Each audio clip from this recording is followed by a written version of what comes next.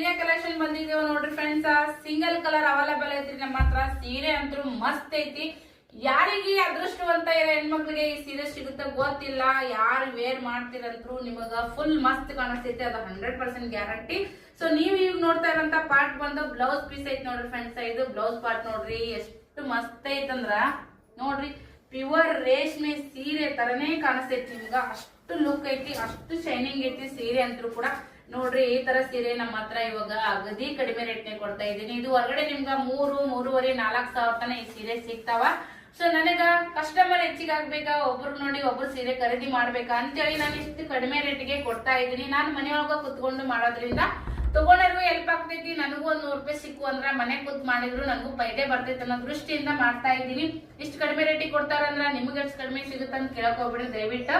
So ಇದು business ಮಾಡ್ತಾ ಇದ್ದೀನಿ ಸ್ಟಾರ್ಟಿಂಗ್, ಹಾಗಾಗಿ ನಾನೆಲ್ಲ ಅಕ್ಕ ತಂಗಿದಿರ್ಗು ಕೂಡ ಕಡಿಮೆ ರೇಟ್ ನೊಳಗೆ ಸೀರೆ ಕೊಟ್ಟಾಯ್ತ ಅಂತೇಳಿ ಈ ತರ ಮಾಡ್ತಾ ಇದ್ದೀನಿ.